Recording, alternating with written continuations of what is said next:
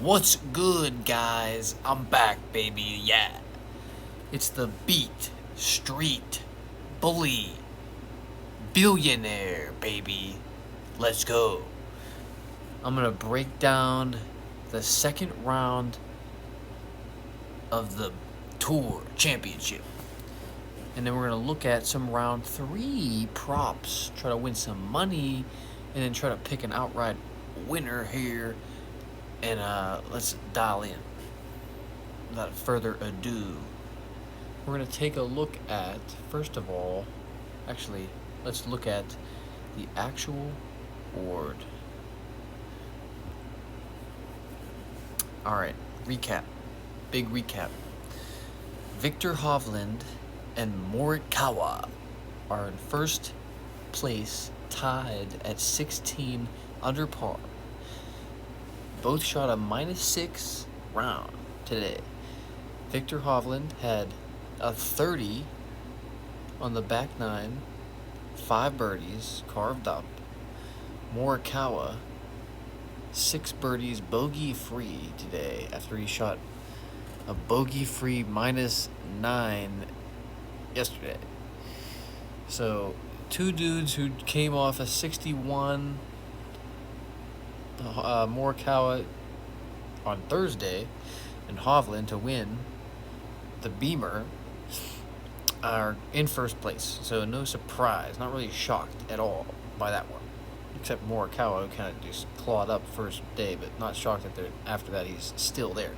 So they're up there. We got Scheffler in third place, who shot a -5 after he literally blew the bag on our first day with a triple on the 15th hole. Blew it dead into the water. You can see it here. In the water, chips on the green, and then, of course, in Scotty Scheffler fashion, he cannot fucking putt.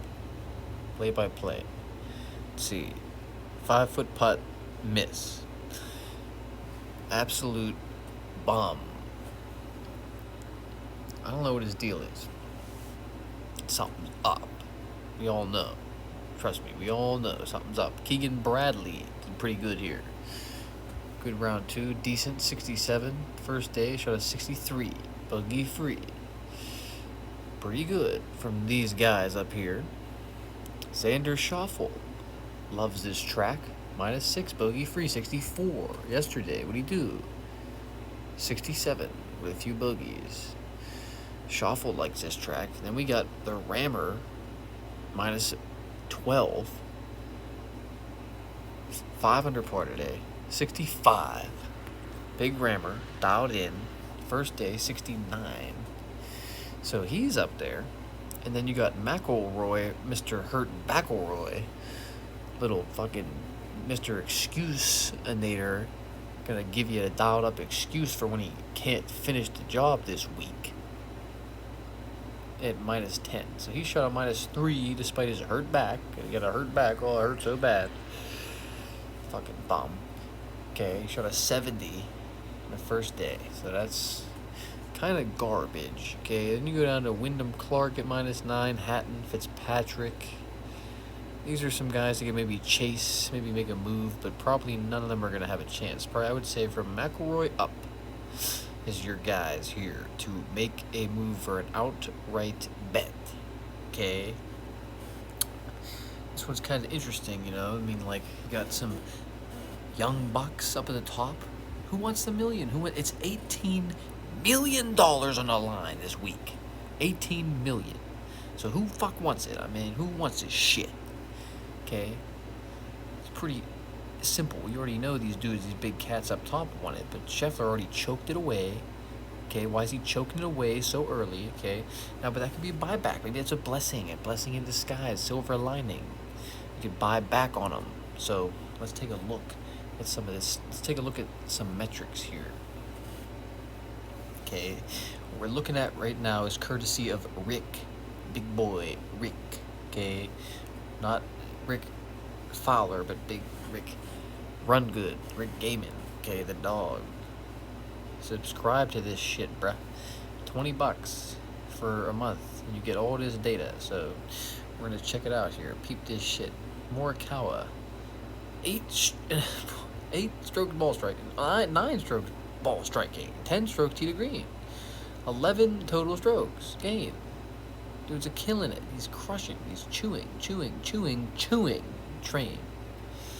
Insane. And you got Victor Hovland, also chewing. Keegan Bradley really doing good, putting like crazy. Almost 5 strokes putting here for Keegan. Tyrrell Hatton, approach 5, ball striking 6 strokes. Ball striking here, 6 strokes tee to green for Tyrrell Hatton. Big mover, only 6,900. So from here, what you can see the movement, you can see the placement. You can see who kind of screwed themselves today. Here's Tommy Fleet Street, didn't really do so hot. Taylor Moore, garbage. Absolutely lost 9 strokes tee to green. Grillo, not almost 10 strokes tee to green. Tom Kim did okay around the green, but everywhere else lost. So let's see, what did McIlroy do? McIlroy lost 3 strokes on approach and almost 2 strokes ball striking, 2 strokes around the green, but he gained almost 3 with a putter. Okay, it's a nice plus, but still not what I'm looking for. So I'm kind of eliminating him. Scheffler, 1.62 off the tee, 1.59 with the ball striking, 0.68 around the greens. Okay, it's still kind of scrap. So I'm looking, this is intriguing to me. Okay, Rammer, big Rammer. Let's just talk about the Rammer for a second, man.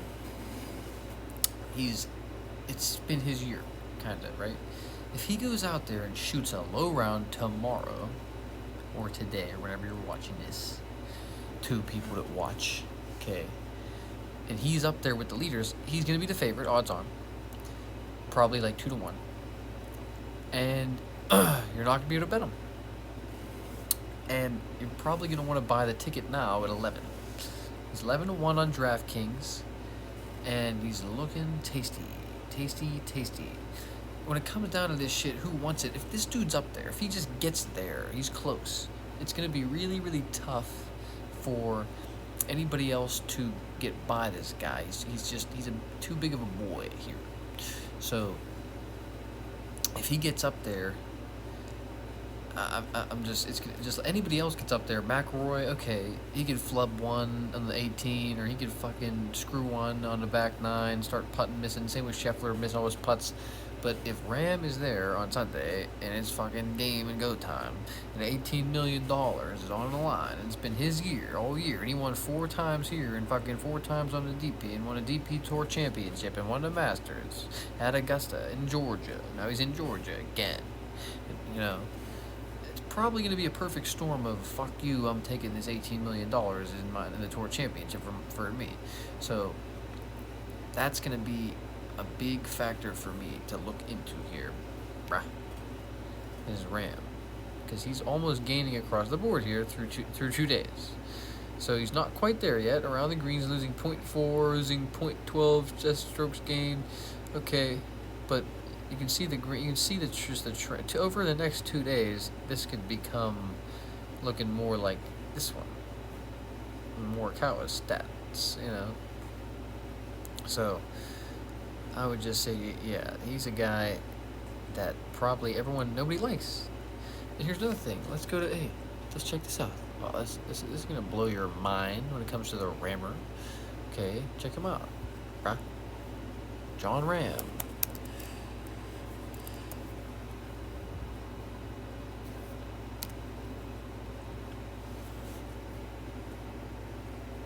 Look at these last 2 rounds. He lost strokes everywhere. Lost 2.5, lost 0.4, okay? But I want to look, okay? Keep looking. Use your eyes. Where does he lose 2 times in a row? There's once. Another one. Right there. Okay. No.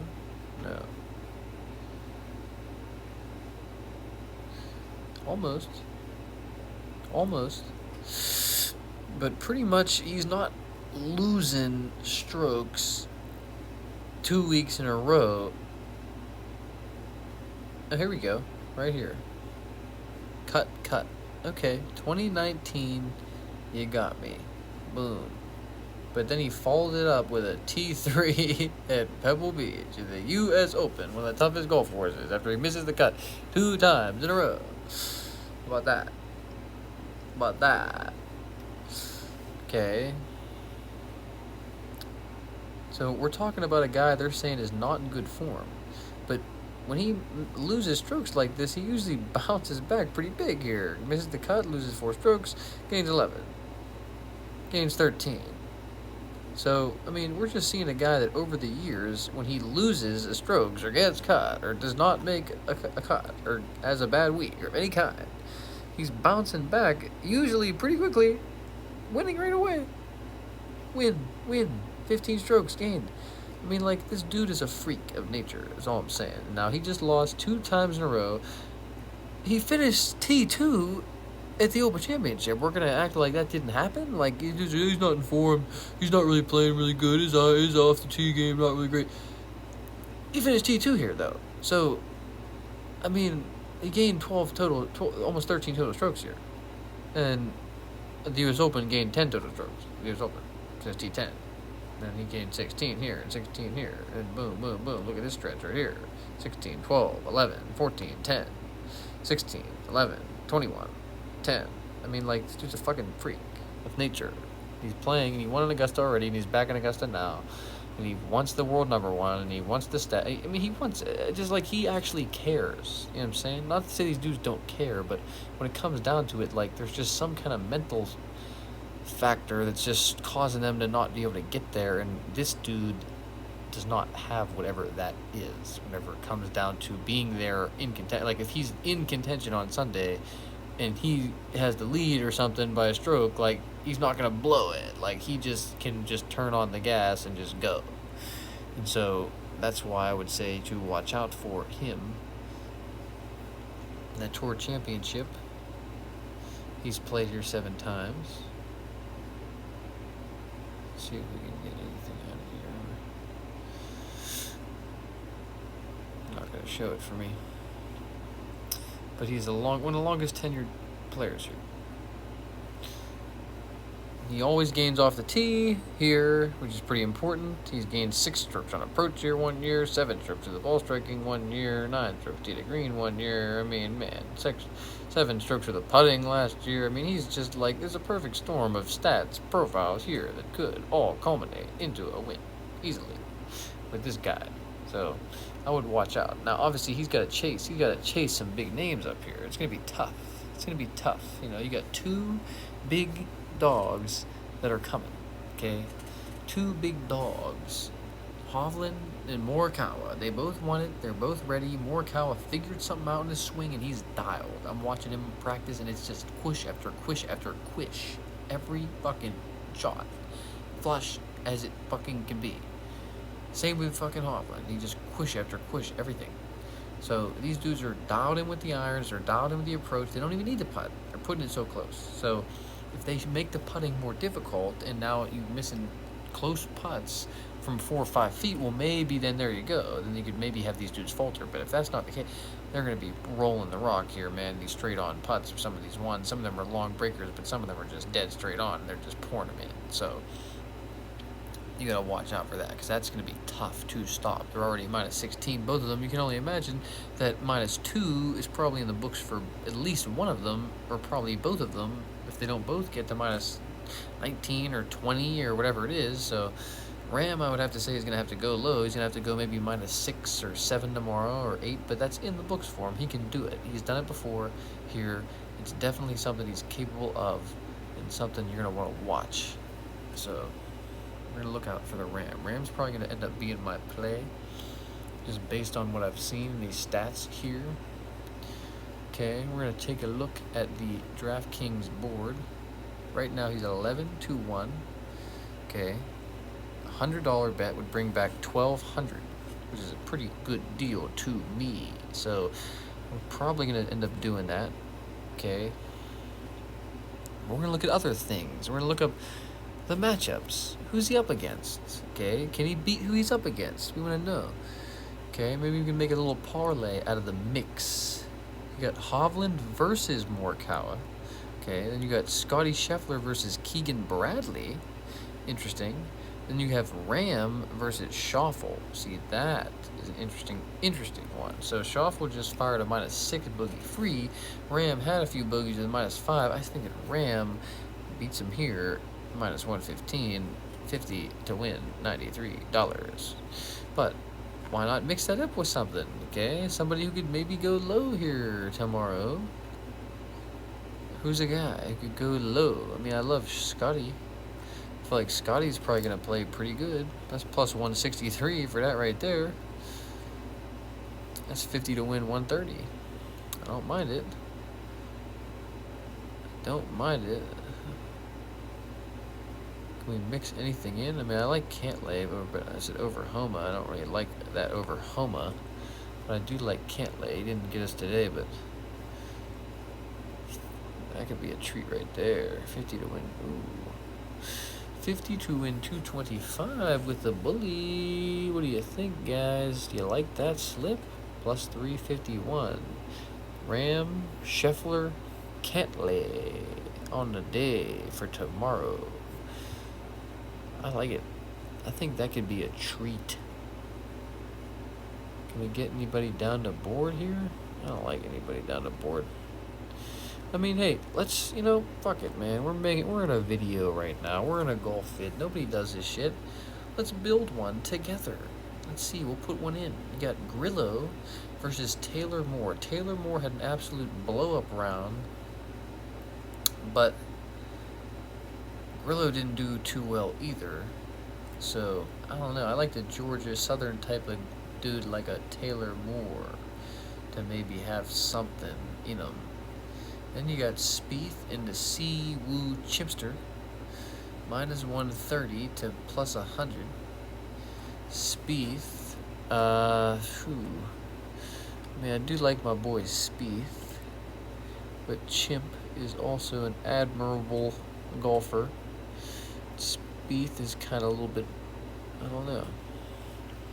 See, this is why I don't like this thing, is it's kind of tough. This is a tough one for me. I wouldn't go, don't go with my picks here with this, but, just for the sake of we're going to build something together just to see what the odds could be.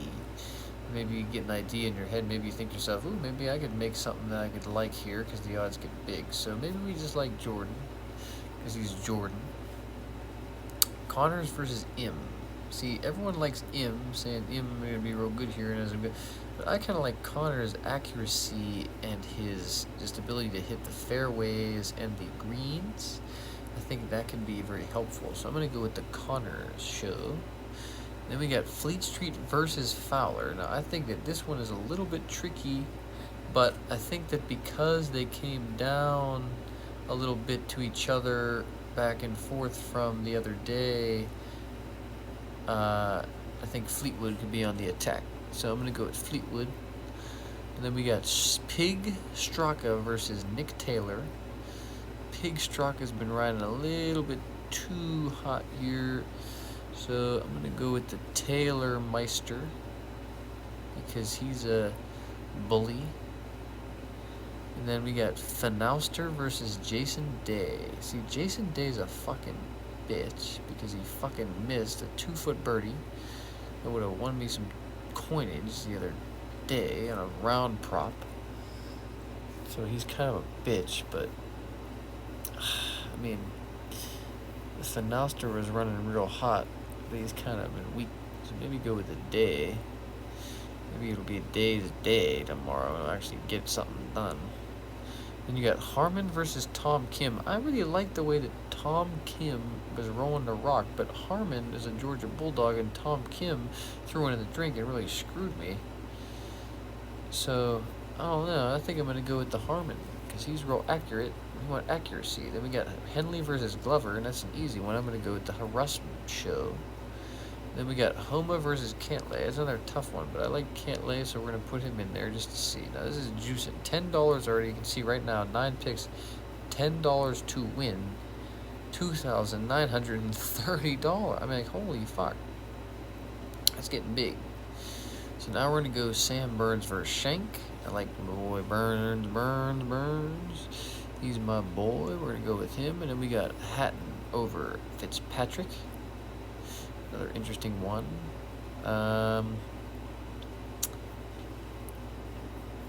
Tough. That's another tough one. These young bucks, but Hatton looked good. Another fucking toss-up, man. It's a coin toss, man. We went Burns. We're going to go Fitzpatrick. Just because he looked like he was playing alright. So we'll go Fitzpatty. And then we got Xander versus Ram. Tough, but we're going to go Ram. Scheffler versus Keegan. Another tough one, but we go Sheffity Chef, even though Keegan looked pretty decent. And then we got the Hofmeister versus the Morikawa Maestro. And I really think that I like the way that Big Hover has been playing here. Morikawa's been riding a little bit too hot.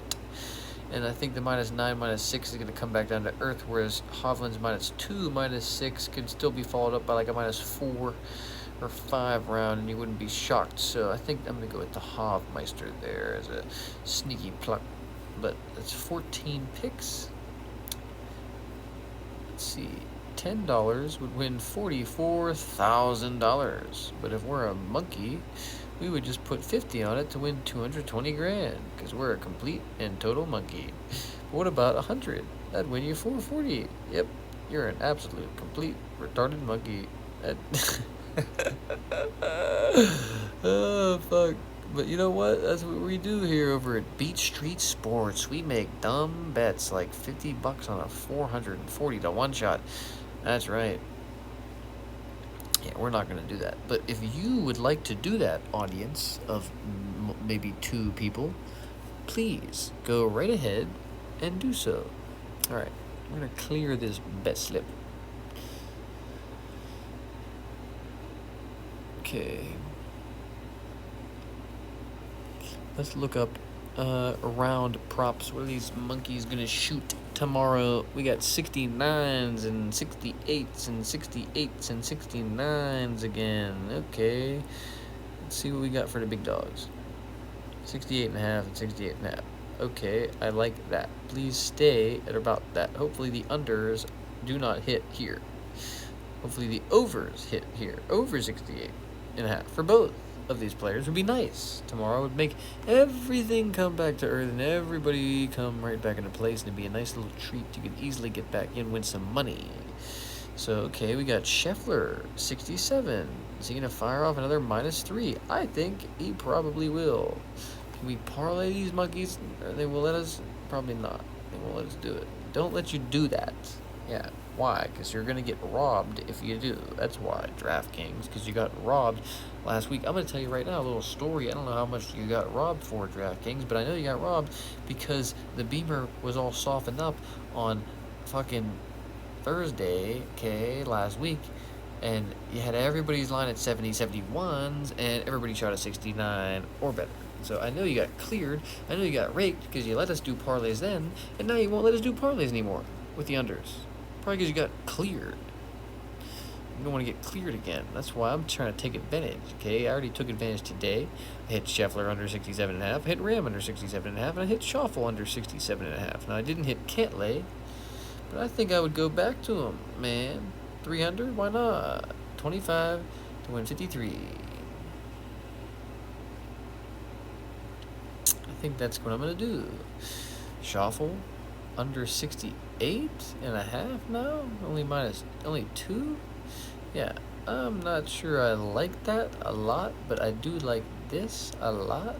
Money printer, Rammer is the money printer. -3 could be a treat. Now, last year he went +1 over the last 2 days and would have screwed you. And history sometimes can repeat itself, but last year, at this time, Scheffler was -19 and McIlroy was -8, and then McIlroy won. So we're not in that quick position quite yet, so I think we're okay. Scheffler, so here's what we're going to got here. We got Scheffler under, I might have to just do the same bet I did yesterday. Scheffler to shoot a -3. Ram to shoot a -3. And Cantlay. And I had Shoffley in there, but they have him at 68.5, which makes me think maybe he's not going to shoot that number. You know what I mean? Maybe I should take his over. Maybe he's sneaky to take his over 68.5 or something. Because if they don't think, you know, if they got him at minus 155, why is he not at 67 then? I would have him at least plus 100 for 60. You know what I mean? I don't know. I just think they had him at that today. So they almost knew he was going to have a low round. But that's the thing, when you look at this board, this is an interesting, sneaky thing to look at, because it just tells you, like, who they think, who the betting market, or they think, is going to have the lowest rounds here, and they believe that it's going to be probably Scotty Scheffler, or John Ram, or Patrick Cantlay, or, is there anyone else? And there's no one else. So they got 67s across the board for those three alone. So let's check something else out, okay? Do we have lowest round score? Yes, we do. Yes, we do. Lowest round 3 score without the starting strokes. Here we go. Patrick Cantlay, 14-2-1. Bing, bing, bing. John Ram, 12-2-1. Bing, bing, bing. And then we got Scotty Scheffler at 8-1. Another bing, bing, binger. So those are 3 candidates for tomorrow to shoot the lowest round score, thanks to DraftKings. I'm trying to tell you something here. You know? Trying to hint on something maybe, you know. It almost hit today. I bet Ram, finished -5. I had Schoffel, finished -6. So we were pretty much tied. So we get a little reduced payout. But, you know, we'll take it, even though it's bogus. But we're going to try to hit it again, because somebody should shoot a 62, right? And that would be probably the single low round here. And hey, what better to do it than moving day? So what are some other names here? I mean, think about it too. Any one of these names could shoot the low round, like Nick Taylor, right? He's 55-1. He could shoot the low round on, you know, moving day. -7, 8 under par, 62. 25 to win 1,400. 50 to win 2,800. 100 to win 5,500. I mean, what the fuck are we doing? You know what I mean? Any one of these guys. Now, I don't think it's going to be him, but I'm just saying the odds on here are practically the same odds on outright bets. I mean, John Ram is 11-1 to win the golf tournament, but he's 12-1 to have the lowest round. Well, if he has the lowest round and you bet $80, you're winning your unit. You know what I mean? Like, no, I'm betting him to win the Gonkin golf tournament, and he's probably going to be a lot more difficult for him to do that. But for him to shoot a -7 or 8 tomorrow might just be something that's just in the books for one of these dudes. So I would say this market is definitely intriguing to me. You know, these odds are very high, very high. They're unit bets. You know, you can place enough money on them to win $500 or $1,000. It's just like they're, 7-1. The lowest one. It's pretty interesting, you know. You got bogey free. Who could go bogey free? People have been doing it, so it seems to be possible. So if you like some bogey free market, I don't think the odds are as good here, but they're on here. About 4-1 for the lowest favorite. Interesting. Okay, I don't like this really whole winner thing. It just seems like a fucking stroke you. They try to stroke you over on this one. You know. So I wouldn't recommend doing that. Yeah, don't do the whole winners. Stupid. Don't do the top 5 or top 10s either, because they reduce the pay. That's the thing, okay? If you're gonna do a top 5 or a top 10 bet in golf on DraftKings, okay, just remember, they're gonna screw you. Okay, because it's going to reduce the pay. So even if you finish T2, about this, okay, you could someone finishes first, and then you have a top 5 bet, and they finish second, okay? But there's 4 or 5 other people that are also tied for second. Well, now your T2 is really out more than a T5 technically in their eyes, because there's over that many people. So it's technically a first, second, third, fourth. If you run out of lists, there's enough people to make a list of 5 people in their mind. I don't even know how I don't know what the logic is. but they will reduce the pay even for that. So you want to get a full pay even for that. So you're thinking to yourself, you're locked in. Oh, he's T2. Well, there's 6 other people, so now you're not. I mean, it's not locked in. So that's some bullshit, but that's something you need to watch out for if you're going to place bets here on T5s and T10s and whatever it is. Just know that can happen. Now, T10's a little bit better if they finish T2 and it's T10. Well, it's going to be a lot harder because it's going to be a lot harder to have 10 people tied for top 2. It's not going to happen. But any other way, you're pretty much fucked. So you don't want to be fucked in that situation. So I wouldn't bet anything like that. I wouldn't bet the shot per shot bullshit. It's just a bunch of bullshit. Okay. Alright, now we're going to take a look at the DraftKings lineup, baby. Lineups. The showdown. Let's see what we got, baby. Alright. We got pricings here. We got 11,400 for the chef. McElroy 10,700. You know what I mean? I still think this is the build I wanted to do yesterday, and I still think it rings true. Okay, Rammer, Cantlay. I like these two in one. I think is a tasty treat. Now, I don't know if it's based on the starting strokes, probably important, so you might need to add a Scheffler in there, I'm assuming, possibly. Now, if you could do that, that would be pretty tasty. If you could add these 3 in there, I mean, holy fucking shit. You can do that. Okay. Well, let's fucking do it then. Okay. So we're going to go with that. And then we're going to go with Taylor Moore because we liked how he was playing down south. So we're going to go with him. And then we're going to go with maybe Jason Day. There we go. Jason Day. That's sneaky. And then that leaves us with enough money for another bum. Now, we're going to have to go... who's going to play good? We got 2 dudes up top. We got Ram, Scheffler, Cantlay, who could all make a big move. We got Taylor Moore at +5. You get points, I'm guessing. So it's like, I mean, you want the points. So you'll take the points because we got the Chef and the Raminator going off. But then now we want some chalkity chalk. So maybe we just stuff in Sam Burns because he's already -8. Could be something. But, yeah, we could maybe do that. I wouldn't be opposed to it whatsoever. Big Shankinator, too. Also, how about that? Let's go with Shank. Because this shit's been so dumb all year long. So we'll just go with that. That's a lineup that I'm going to build for you. How about you can play it if you like. I'm not even going to put it in. So you do it. You put it in. You have the treat for yourself. Maybe make some money and see if you make some money off that lineup. Because I don't fucking... I mean, I tried this lineup shit, man. I mean, I'm going to regroup, but I'm lost on the lineups here. So that looked kind of good to me. Probably garbage somehow. So that's a little build for you. But yeah, that's gonna be for me the round. What is it? Round 3. We got prop bets in. We got some parlays down. We got some outright picks. Okay, who's the outright pick? Who's gonna win the golf tournament? Probably gonna be Ram, I think.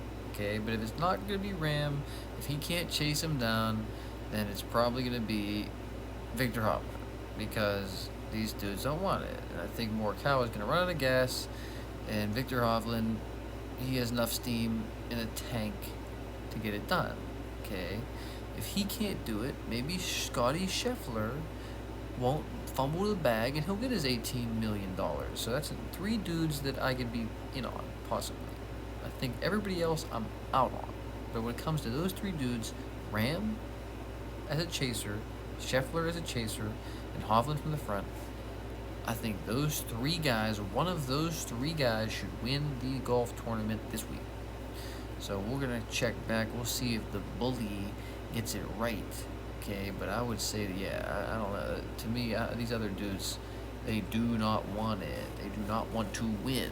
So these guys, they're dialed. Their games are close. Scheffler, he's been rolling in a few good putts. So that's what you really need. You need just a few fucking good putts from the guy. Okay, stat profile for this chef wasn't as good as I would have liked. Okay, Morcow's looking real good, but Bradley's looked good too. Coming into this round, he stunk it up a little bit. I mean, he still had finished off pretty decent. Man, he could have had a way better round. He was kind of falling apart early and just blowing tee shots left and right. So, you never know with these dudes day to day. All of a sudden they find something. Oh, I found something, and now they lost it the next fucking day. So, we'll see. We'll see what Hurt Backleroy can do. We'll see if Big Hurt Backleroy is going to use that as an excuse at the end of the week as to why he couldn't get it done. It's a perfect excuse for him, walk away with a big chunk anyway. But I would say, yeah, you want 3 dudes, there's 3 dudes. They got fucking Ram, outright. Scheffler, outright.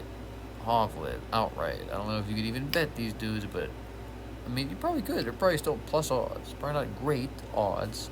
But not the odds. I mean, we looked at what was the board here. Yeah, plus 190, not great.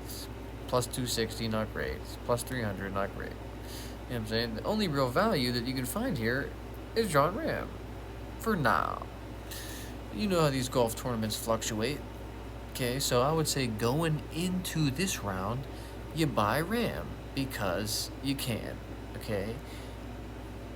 And it's just a strategy, right? Because these golf tournaments fluctuate. You can get this winner. I mean, what is these numbers? From plus 190 to 3-1? I mean, you could just wait and wait and wait and wait and wait all the way to the back 9 on Sunday and get those same exact numbers or better. So just forget those dudes. You can't bet them. They're unbettable in this type of market, in this outright market. You can't bet a 3-1 or a 1-1 or a plus 100 shot or a 5-1. You can't do it. So I wouldn't do it. Bet Ram, he's 11-1. That's, you could put money on that and feel comfortable not losing a couple checks here. Maybe you just put a little bit on him and wait and see approach. Maybe he fucks up one early and then you can get back on for 20-1. Maybe you bet a little bit on McIlroy. Maybe you don't care about his hurt back. Maybe you think he'll be able to get it done anyway. But I don't really think so. I don't like what I saw from his stat profile. So I'm out on him. I think Ram's the best value. You buy on him going into this round. You wait and see. Maybe Scheffler's odds juice, maybe Hovland's odds juice. If they juice enough, you buy back on both of them, and then you light the cigar. So, that's the advice from the bully. It's been another episode from Beat Street Sports Golf. Let's fucking go.